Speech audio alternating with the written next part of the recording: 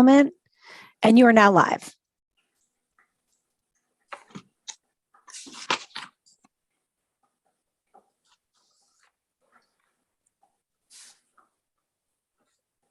Now what happened? Oh, Jane froze.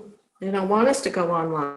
Oh, we are live. Senator Kitchell, it looks like you were frozen there. We can hear you, but your screen's not moving. Oh, we lost Can't see audio. anybody. Oh, there. No, I think we lost her too. Jane, if you can hear me, maybe click your audio or your video off.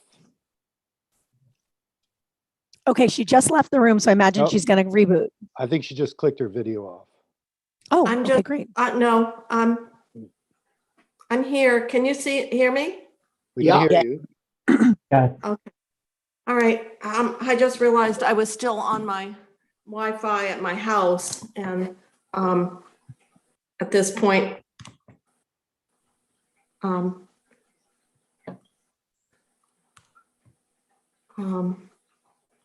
okay. There you go. So I'm now on Nathaniel's Wi-Fi. All right. Thank you. Sorry for the technical delay.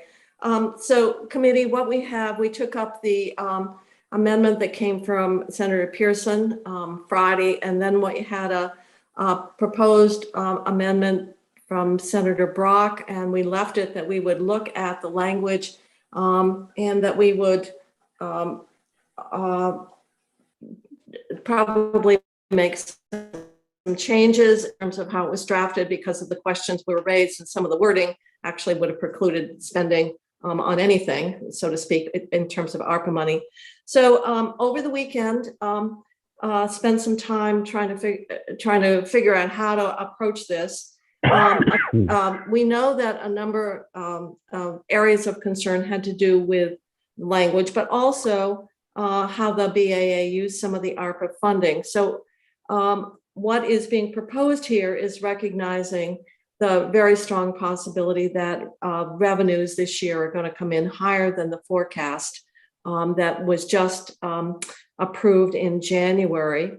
And so what this does is really parallel to what we did in the big bill last year, and that is proposing a swap out if the general fund is available for those appropriations that are more in terms of emergency support or administrative in nature. And so that's what we're proposing here, is about a $25 million swap out, and the appropriations are specifically identified. And we preserve the 81 million general fund, and there's language that makes it clear why that's important.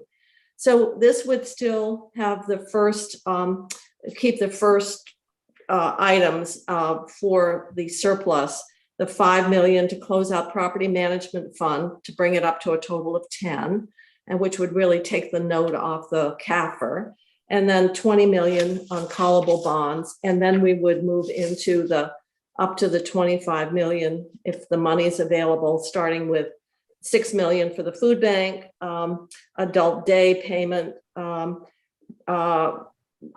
the corrections funding for their wage agreement for correctional officers, and then the administration of the UI program. And last, the fund appropriation for the vets home. So that would be what we are proposing, would be swapped out in that order. And then if in fact there should be something left, that would be carried forward into fiscal year 2023. Any questions about that provision? No. Okay, it's just exactly what we did, only in the big bill it was 100 million. And then we have our reaffirmation and making it clear. We were concerned about some of the writing. I know Senator Bruce talked about the word including, and then we had the language about, if it could be paid for by other sources, you couldn't use ARPA, but everything we're spending ARPA on could be funded by other sources. So what we wanted to, and we wanted to keep as much consistency with the language in the underlying bill. So this is our restatement of our intent, but also the one thing that's happened since we passed the big bill, and that's the Federal Infrastructure Investment and Jobs Act. And so we wanted to make reference to the fact that that funding source, that those federal funds really require significant general fund match in order for us to leverage them or to access them. So this is really tying together the two big pots of money, the IIJA and the ARPA, and making it clear that we're referring to seek appropriations that are consistent and maximize the federal funding. And there's going to be one addition for opportunities in the IIJA for broadband, cybersecurity, water, energy, and climate initiatives, which are the traditionally general fund areas of the budget. And then third is to deal with the 1.5 million to BGS for the planning for the State House potential expansion. The request was to move that date out to October 1st of 2023. And that's what is here in this amendment. The original one was 2022, but as Senator Baruth indicated, there had been some further discussion with the chair of institutions who recommended this revised date. And then we have a lot of, let's see, just a second here. So the fourth amendment? Yeah, the fourth amendment is around recruitment. And then what we discovered, which we feared would happen, is that some entity would be left out. So we added The children, youth, and family-based support providers. Yeah, and that came from, yeah. Did you get that letter from Kingsley wanting more, wondering if they had enough flexibility to? Yeah, I did. I've heard from the DAs, and they don't necessarily like the way we constructed retention.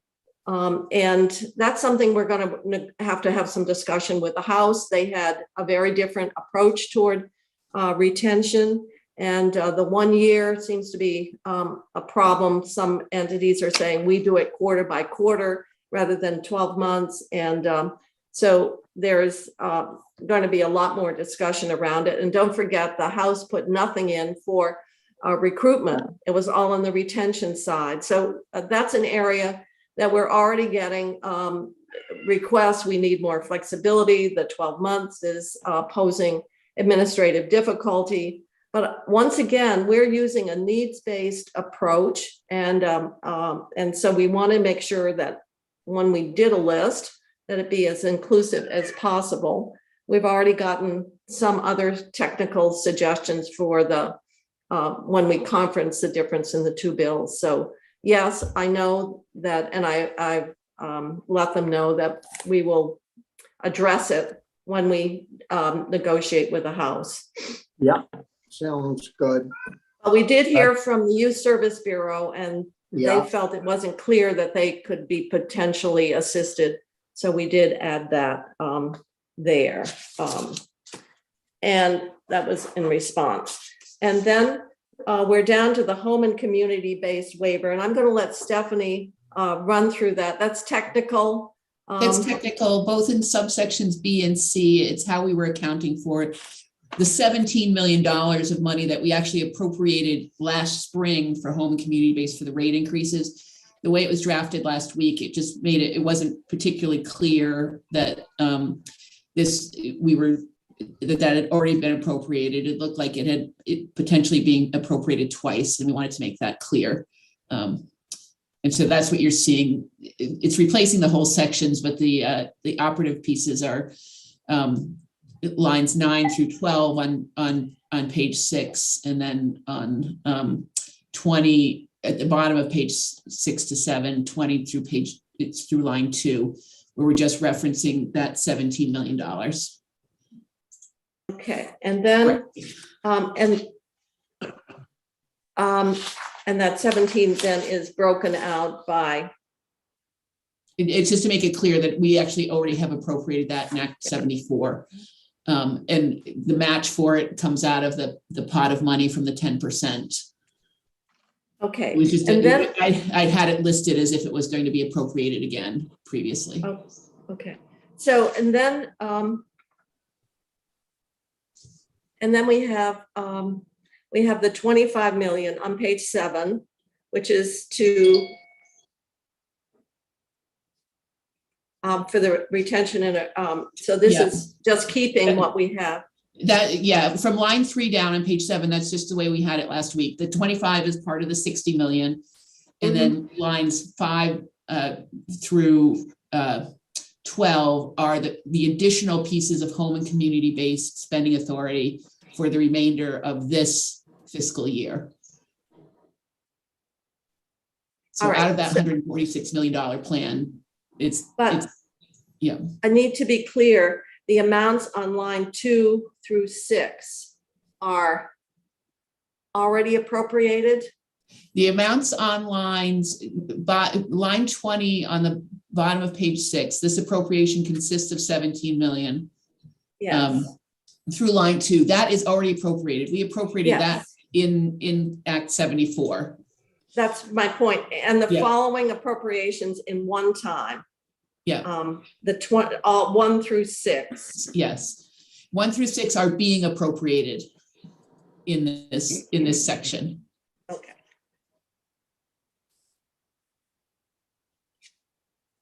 And that's no change from what we had before. That's no change from last week. No.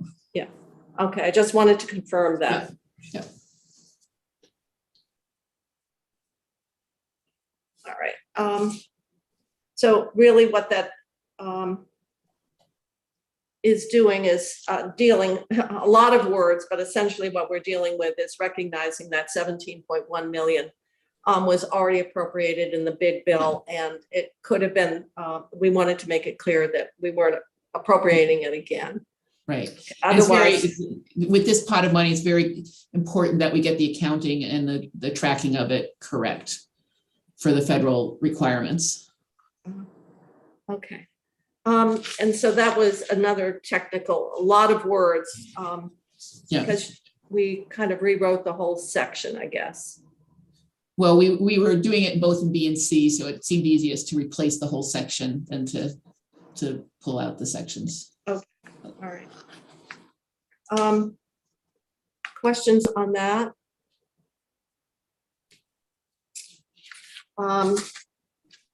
And that's the end.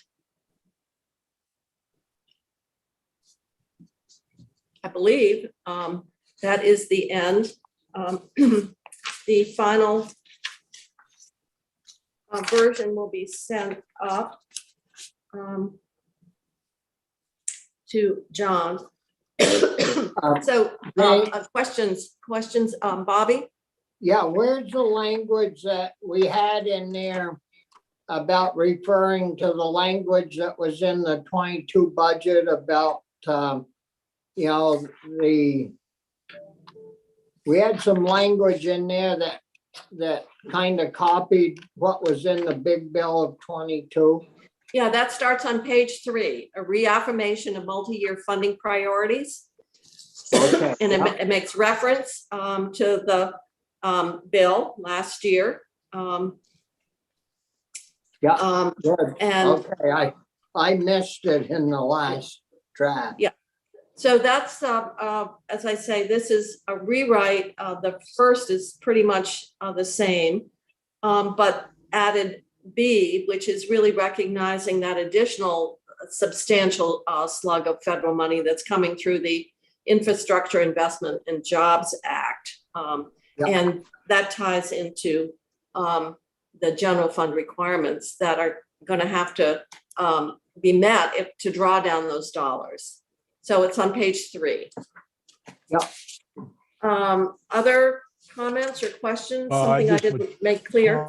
I would comment that, you know, I did talk to the person who heads the Southwest Region DNA hospice about the quarterly retention payments, and hopefully they will be covered after we negotiate, but I'm going to oppose the third amendment. I can't agree to that. To me, that's not something I can live with. Extending it for another year is like, anyway, I don't want to belabor the point, but I can't support the third amendment if we were voting on them separately. Okay.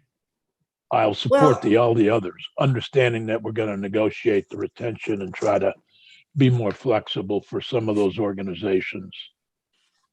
But aren't we gonna vote on this as a package? We are.